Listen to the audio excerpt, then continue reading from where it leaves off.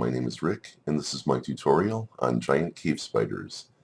In this video I'll talk about how to get them in your world and on your embark, how to catch them, how to train them, and what you can do with them. Then I'll talk about what you can expect from them, which is not much. Here in the Fortress of Swamp Cavern, we have a lot of trained stray giant cave spiders. I'm not going to move them all to the same place, because that would just be juvenile showing off. It would be a bunch of effort on my part, and it wouldn't help you learn anything.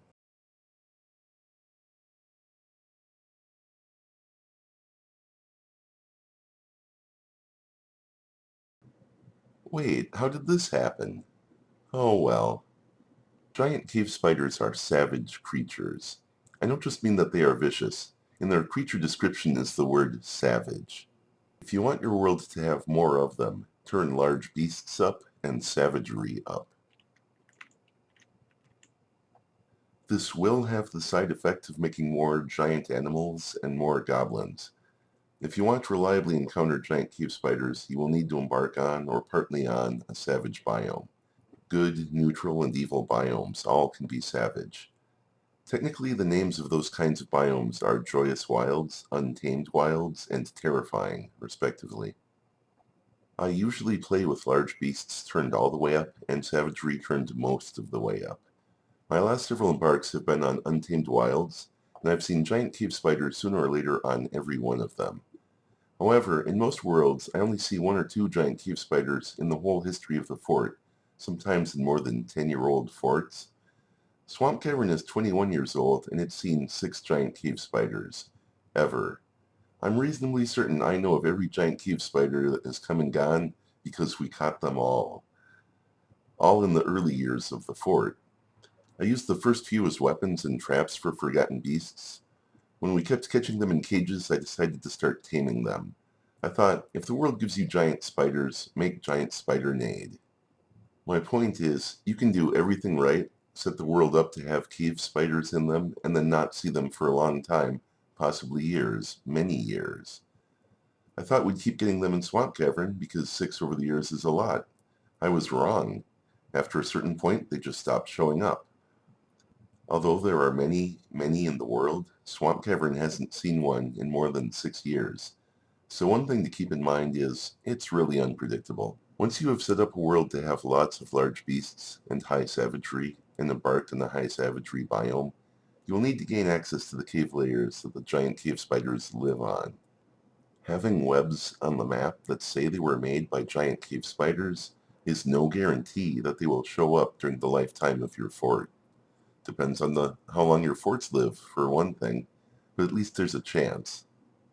Here in Swamp Cavern, I'm not finding any webs that say they were made by giant cave spiders, just tons and tons made by regular cave spiders. But this is where we got lots of giant cave spiders, so that tells you that just because you don't see the webs doesn't mean they won't show up. I use basically 2 strategies for catching giant cave spiders. Put cage traps on the edge of the map, or put cage traps in front of the entrance to your base. I use both. It helps to watch the maps to see where creatures walk onto the map, then spam a bunch of cage traps in that area. You can be more thorough than this. Here's a place where I trapped every possible route that leads towards the entrance to my fort. Here's a place where I put down a large row of traps because Crundles spawn in large numbers reliably here. You could go simpler than this and just wall off a cave entrance like this one. Just seal it off with a few wall pieces, creating a single hallway out, and then fill that hallway with a bunch of cage traps. Or you could skip the traps at the edge of the map and only put them in the entrance to your base instead. Part of the reason I've gotten caged giant cave spiders in the past is I bait the traps with a dog or a turkey. Giant cave spiders are not trap-avoid. They will want to fight the bait animal and will walk directly into a trap. I make siege entrances to my fort in every cave layer, sometimes more than 1 entrance per layer, depending on conditions. I now consider these ones a little undersized. I'm going to make them bigger in the future. Because I do this, sometimes I would catch a giant cave spider without knowing it was around until it had already been caught in the cage traps. Once you've caught a male and a female, you need to tame them. You do this by going to the animals screen and assigning a trainer.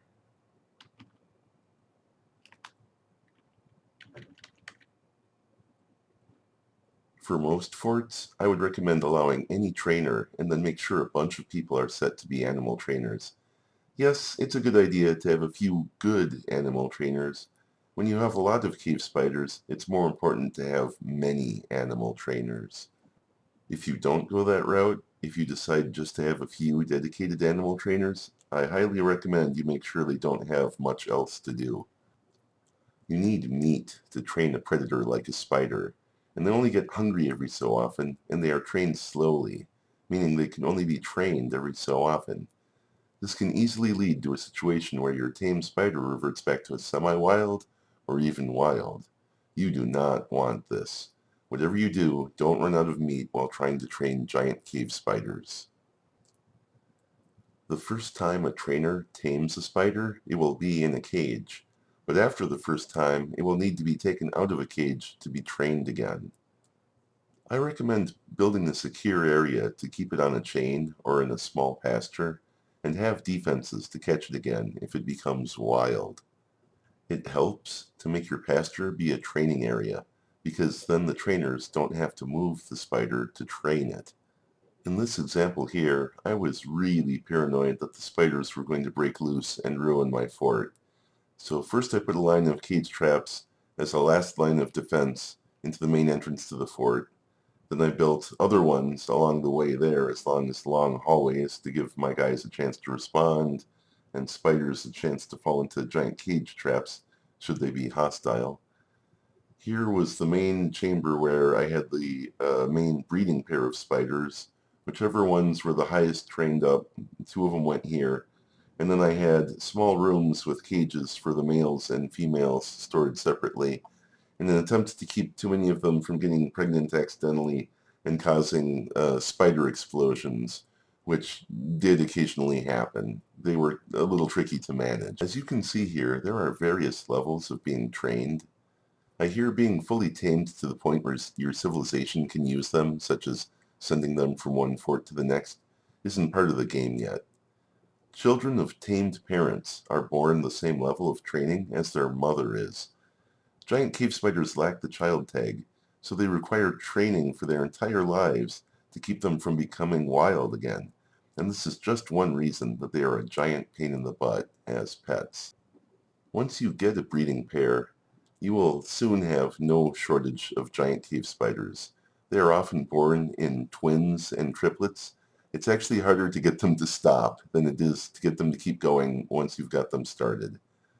They are born adults, which is handy for being big right away, and bad because it means future generations of spiders can fully revert back to being wild, no matter how tame they are now. I recommend keeping one breeding pair on hand and using the most trained female spider you have for the mother. When they do inevitably backslide, this will give you the longest time to get them trained back up again. If you have a lot of giant cave spiders, they will all require constant training, but the game kind of has a one job, one dwarf mentality. Let me give you a for instance. Auto Butcher is great. I really like it. But you can have 4 butcher stands, and if you have something for them to do, it will consistently use one and only one to do it. No matter how much stuff you have to butcher, if you want a lot of butchering to get done simultaneously, you'll have to activate the butcher stands yourself. The same principle seems to apply to spiders, only there is no way to tell them to activate all the trainers simultaneously, and that can become a big problem. It boils down to this. If you have a lot of giant cave spiders, you'd better have a lot of animal trainers. Even then, they will train them in a dangerous way. One spider will get trained way more than all the others. If you have too many of them, some of them won't get trained at all, even as dozens of animal trainers are sitting in the tavern doing nothing. Dozens of them. I'm not joking or exaggerating. But in all fairness, if you have a lot of giant cave spiders, maybe 4 animal trainers will be off training them when you need 12 to be trained at the moment, for instance. If you do assign a single giant cave spider to just a single trainer, you'd better make sure that person doesn't have many or maybe any other tasks. You don't want that person hauling stones on the far side of the world when suddenly the spider they were supposed to be training changes its mind about which side that it's on. I do not recommend this method. If your animal trainers can't keep up with demands for training, you could potentially have many wild, hostile giant cave spiders running around inside the heart of your fortress because you brought them there and let them become wild. I strongly recommend not doing this. Here's what the situation looks like when it's under control. The spiders are assigned to pastures or stuffed into cages where they're watched and made sure they're not becoming too wild, and doors are set to not allow pets. If spiders become too wild, they are brought to a pasture where they are assigned to be trained up, then stuffed back into a cage to help the game run faster. Here is what a situation that was about to become a disaster might look like. If you have a bunch of semi-wild giant cave spiders running around your fort and a bunch of animal trainers, yet none of the trainers are doing any training, disaster may be coming at any moment. Even one giant cave spider becoming wild in the middle of your fort could be a fort-ending mistake. Imagine if several did all at once. Then take steps to make sure that doesn't happen. I have a lot of giant cave spiders, and more are born all the time, but I also have a lot of trainers, and I'm keeping the number of spiders down to around 20-ish. When we lose some, we make up the numbers. When it goes over, we slaughter more spiders right away. The system is working for the most part. We're training them faster than they are backsliding. I also have a few hostile ones in cages and a few in traps that I plan to use on invaders. The good news is spiders can be trained while they are chained up, so you can use them to guard your fort like guard dogs. Here are some things you can do with giant cave spiders. You can use untamed ones to make a spider silk farm. I basically made the one from the wiki once, and it worked just fine. I quickly learned that if I sent a whole squad to get the spider to shoot web, they would walk through the webs they were meant to create like a bunch of idiots. But if I sent just the hammerer of the fort to stand just out of range of the spider would go nuts and make lots of webs. If you have tons of webs in caves, it's not as useful. But if you're looking for a way to keep your weavers out of caves and supply your fort with as much spider silk as you could ever need, it works. There is a chance when you do this that the spider won't spin webs because it is distracted by unmet needs. Try swapping the spider out with a different spider if one is available. In theory, sending a single crossbow user to shoot at it would work, but I can't say I've tried this. You can put untamed giant cave spiders in cages and spring them on goblins or forgotten beasts, but then if the spider wins, you still have to defeat the spider.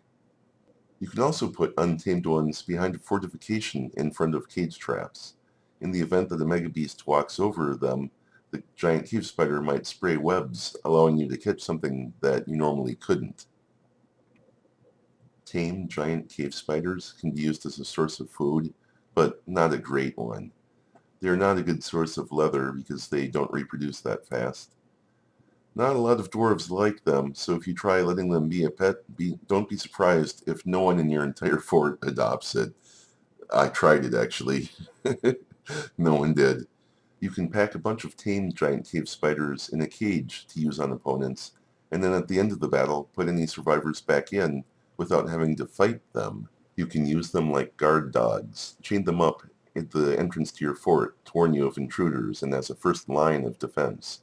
Speaking of which, here's what to expect from a tamed giant cave spider in a combat situation. Sadly, not much. They can't be war trained, and a lot of tame animals don't seem to put up much of a fight. I've seen 2 different cave spiders try to web a forgotten beast. It's fun, it's exciting, nothing much came of it. Lately there's been a recurring theme in my fort of forgotten beasts picking up a giant cave spider and casually tossing them down the hallway like a frisbee. For all the dangers a wild giant cave spider poses to your fort, sadly most tame spiders wait until they have been hurt to fight back in combat. Some of them are distracted by complicated unmet needs. I noticed that the spiders in the Fortress of Swamp Cavern are worshippers of dwarven gods. Maybe that's why they keep going to the temple when they break free. Nurzung, the goblin poet, has bonded with a giant cave spider more than any other being in all of Swamp Cavern. Specifically, according to Legends Viewer, she's more friends with the giant cave spider than any other person.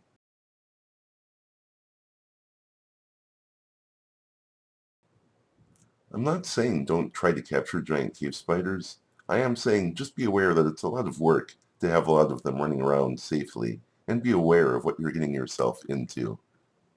Perhaps giant cave spiders miss their families, which would be crazy because their entire family lives here, but that's one of the things creatures get distracted about, I'm guessing. I've been fairly good about not letting them break loose and run around my fort, but every so often that does happen. All it takes is a door accidentally set to allow pets, or a moment of not paying attention about spiders and pastures. If they're tame, or even semi-tame, they can just walk right over those cage traps, and then revert back to wild somewhere else. Also, when a dwarf sets out to tame a spider on a chain, sometimes the job cancels, just because the spider walks around a little bit, resulting in notices about it. Uh, the the waterfall's really loud in here. Sorry about that. Uh, Taming and using giant cave spiders is a fun and interesting challenge. Done well, it can be an infinite supply of silk for your fort that doesn't require sending weavers into dangerous caves.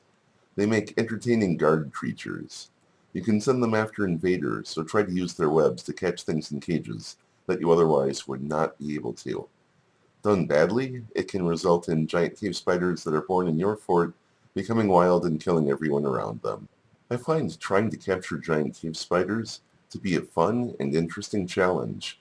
A spider silk farm is actually practical as far as anything in the game. Using spiders in combat is pretty much just for fun.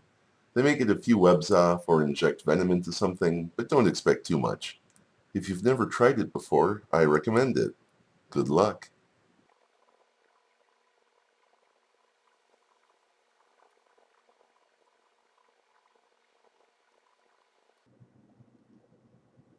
If you enjoyed this Dwarf Fortress tutorial, please like, comment, or subscribe. Thanks for watching.